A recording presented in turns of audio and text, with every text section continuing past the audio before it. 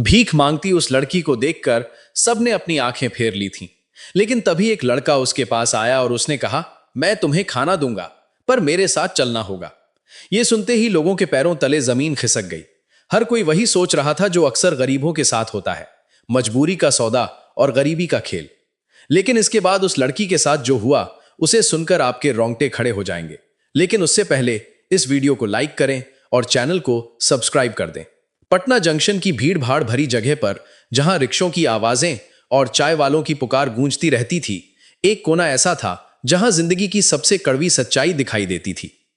वहीं फुटपाथ पर एक लड़की बैठी थी, मीरा, जिसकी उम्र लगभग 22 साल थी। धूप और धूल से उसका चेहरा मुरझा गया था, आंखें भूख और लाचारी से भरी हुई थी। सामने एक टूटा हुआ कटोरा पड़ा था जिसमें कुछ ही सिक्के खनक रहे थे। लोग आते जाते उसे देखते, कोई सिक्का फेंक देता, कोई ताना मारकर निकल जाता, और ज्यादातर लोग तो ऐसे गुजरते जैसे वो वहां मौजूद ही ना हो।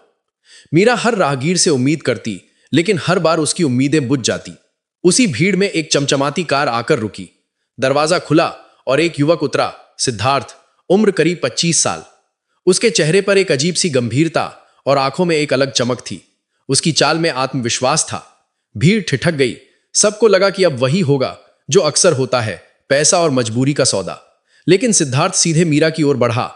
वो उसके सामने खड़ा हुआ और धीमे स्वर में बोला, तुम्हें पैसों की जरूरत है ना? मीरा ने शर्म से सिर झुका लिया। सिद्धार्थ ने कुछ पल उसकी आंखों में देखा और फिर गहरी सांस लेकर कहा, देखो, भीख से पेट तो भर सकता है, लेकिन जिंदगी नहीं बदल सकती। अगर सच में जीना है तो मेरे साथ चलो। मैं तुम्हें ऐसा काम दूंगा जिसमें इज्जत भी होगी और रोटी भी। यह सुनते ही जैसे चारों ओर खामोशी छा गई। भीड़ में कानाफूसी शुरू हो गई। किसी ने तिरस्कार भरी नजर डाली, किसी ने सिर झटका, लेकिन सिद्धार्थ की आवाज में ऐसा यकीन था कि मीरा के कदम ठिठक गए। उसके दिल में डर भी था और उम्मीद भी। मन कह रहा था, शायद ये भी बाकी सब जैसा हो, लेकिन दिल के किसी कोने से आवाज आई, नहीं, ये अलग है। सिद्धार्थ ने बिना कुछ और कहे कार का दरवाजा खोला और इशारा किया। मीरा कांपते कदमों से उठी। उसने भीड़ की ओर देखा।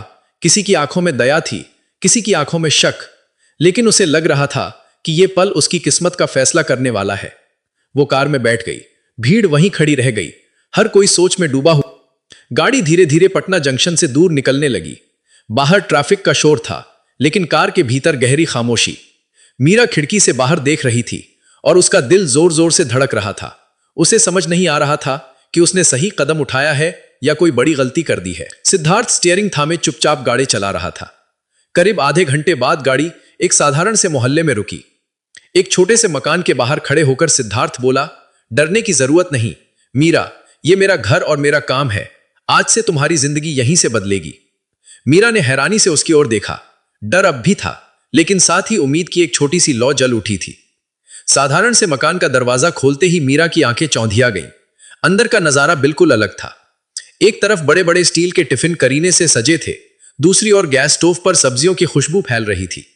दीवार से टिके बैग और डिलीवरी के लिए तैयार टिफिन बॉक्स किसी मिशन की तैयारी में लगे थे। मीरा को लगा कि शायद यह भी कोई छलावा होगा, लेकिन यहां तो मेहनत की असली खुशबू थी। सिद्धार्थ ने काम संभालते हुए कहा, यह मेरा छोटा सा टिफिन सर्विस का बिजनेस है। सुबह मैं खाना बनाता हूं और फिर डिलीवरी बॉय इन्हें दफ्तरों और हॉस्टलों तक पहुंचाते हैं। यह काम छोटा है, लेकिन इसमें मेहनत भी है और इज्जत भी, और यही इज्जत मैं तुम्हें देना चाहता हूं।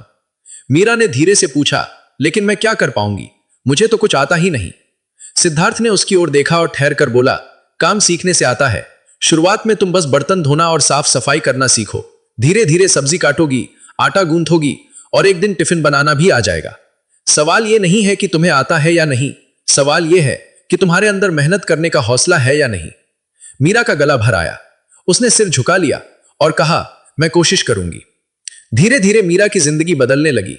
उसने बर्तन धोने से लेकर सब्जियां काटने तक का काम सीख लिया। सिद्धार्थ हर कदम पर उसे समझाता, यह सिर्फ खाना बनाना नहीं है मीरा, यह किसी के लिए घर का स्वाद पहुंचाना है। हर टिफिन में हमारी मेहनत के साथ साथ अपनापन भी जाना चाहिए। लेकिन समाज इतना आसान नहीं था। मोहल्ले में कई लोग अब भी उसे ताने कसते, अरे यही तो वही भिखारिन है जो जंक्शन पर बैठती थी, देखो अब लड़के के नीचे काम कर रही है।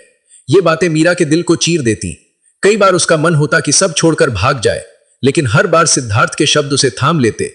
वो कहता, भीख आसान है, मेहनत मुश्किल, लेकिन इज्जत हमेशा मेहनत से ही मिलती है। एक शाम जब मीरा बहुत दुखी थी, सिद्धार्थ उसके पास आकर कहा, लोग चाहे कुछ भी कहें, फर्क नहीं पड़ता। जब तुम गिरती हो तब भी लोग बोलते हैं, और जब उठती हो तब भी। फर्क बस इतना है कि आज तुम गिरकर भीख नहीं मांग रही, बल्कि उठकर मेहनत कर रही हो।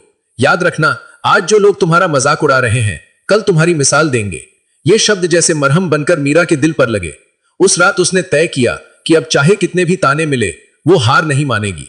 धीरे धीरे उसकी चाल में आत्मविश्वास आने लगा। सब्जियां आप सलीके से कटने लगी और आटा अच्छी तरह गूंथने लगा। अब रोटी सिर्फ भूख मिटाने का जरिया नहीं, बल्कि इस 6 महीने बीत चुके थे। अब मीरा पहले जैसी बिल्कुल नहीं दिखती थी। उसके हाव भाव में आत्मविश्वास झलकने लगा था।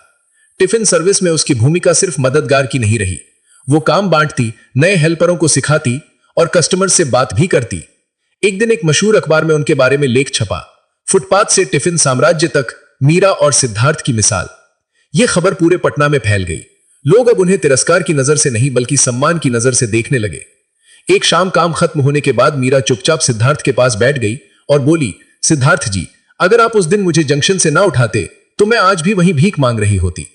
सिद्धार्थ ने उसकी ओर देखा और दृढ़ स्वर में कहा, मीरा, मैंने सिर्फ हाथ बढ़ाया था, असली सफर तो तुमने तय किया है।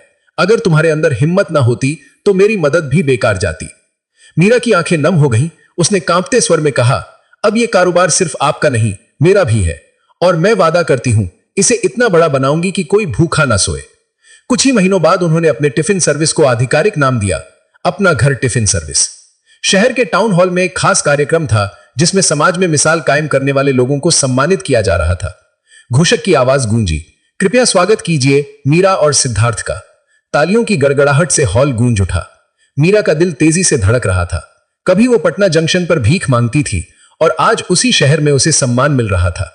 वो मंच पर खड़ी हुई और माइक के सामने खड़ी होकर कांपती हुई आवाज में बोली, मैंने जिंदगी में भूख भी देखी है और तिरस्कार भी। लोग कहते थे कि मैं कुछ नहीं कर सकती, लेकिन एक दिन सिद्धार्थ जी ने मेरा हाथ थामा और मुझे दिखाया कि भीख से पेट भर सकता है, लेकिन इज्जत सिर्फ मेहनत से मिलती है। आज अगर मैं यहां खड़ी हूं तो उनकी इंसानियत और भरोसे की वजह से। हॉल में गहरी खामोशी छा गई। मीरा ने आगे कहा, अब हमारा सपना सिर्फ कारोबार चलाना नहीं, हमारा सपना है कि इस शहर में कोई भी भूखा ना सोए।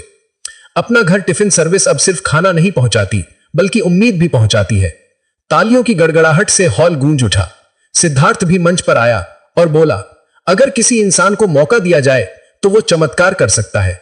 हमें सिर्फ हाथ पकड़कर खड़ा करना होता है, बाकी रास्ता वो खुद तय कर लेता है।